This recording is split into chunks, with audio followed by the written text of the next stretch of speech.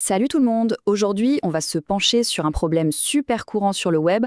Comment on fait pour charger et afficher des données, parfois assez lourdes, sans que la page se bloque complètement et frustre l'utilisateur. C'est vraiment un enjeu clé pour une bonne expérience de navigation.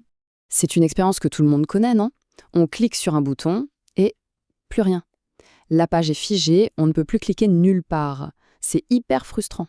Et bien souvent, le coupable, c'est la façon dont le site web va chercher ses données et attend la réponse. Alors, pour y voir plus clair, voilà le plan. D'abord, on va bien comprendre le problème du blocage. Ensuite, on verra la solution magique, l'asynchrone. Après ça, on regardera les outils qu'on a aujourd'hui pour faire ça proprement. On parlera aussi de comment s'assurer que les données sont correctes, et à la fin, on verra ce que ça donne concrètement. Allez, on y va. Bon, on attaque le premier point. Avant même de chercher une solution, c'est super important de bien comprendre le problème à la racine. Et ce problème, il a un nom. Les opérations synchrones. Pensez à une file d'attente, une seule caisse ouverte. C'est ça, le mode synchrone. Le navigateur fait une seule chose à la fois. Alors, s'il doit aller chercher un gros fichier de données sur un serveur, il va se mettre en pause et attendre. Il ne fera rien d'autre pendant ce temps.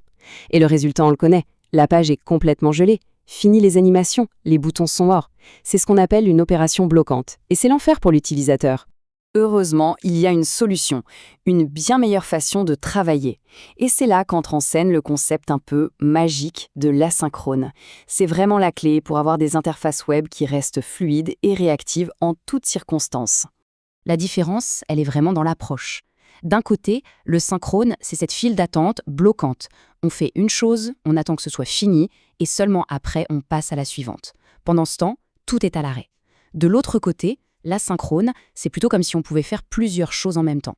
On lance une tâche lourde en arrière-plan, comme le téléchargement de données, et pendant ce temps, l'interface reste vivante. On peut continuer à naviguer. La fluidité est totale. Ce schéma, il illustre parfaitement ça. À gauche, le mode synchrone. Une requête part, on attend, on reçoit, et seulement après, on envoie la suivante. C'est un dialogue au tour par tour.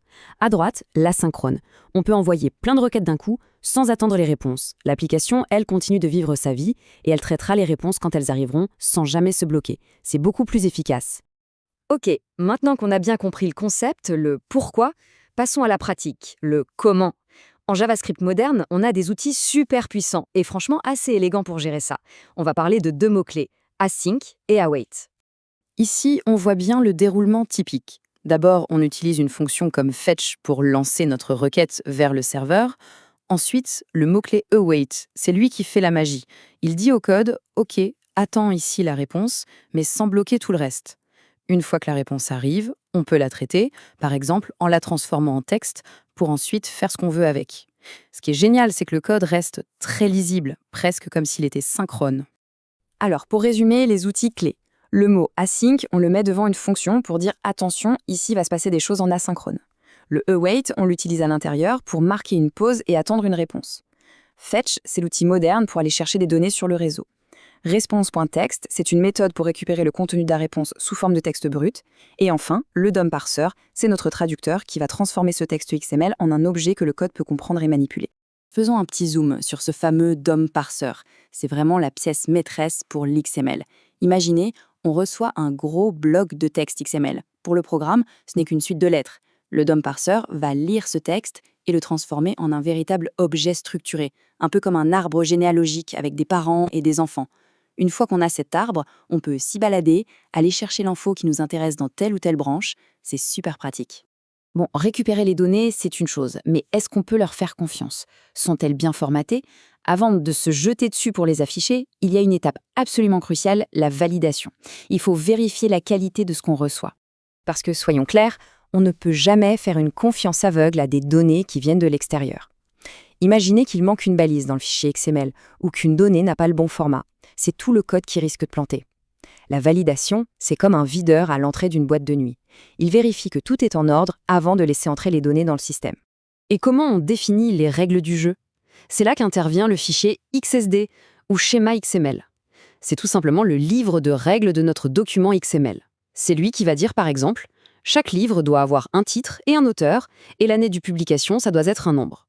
Le fichier XML doit suivre ce règlement à la lettre. S'il ne le fait pas, il est recalé. Voyons à quoi ça ressemble en code. Dans une fonction async, la toute première chose à faire, c'est d'aller chercher nos deux fichiers. On fait un fetch pour le document XML lui-même et un autre fetch pour le schéma XSD, le fameux fichier de règles. On utilise await à chaque fois pour s'assurer qu'on a bien récupéré le contenu des deux avant de continuer.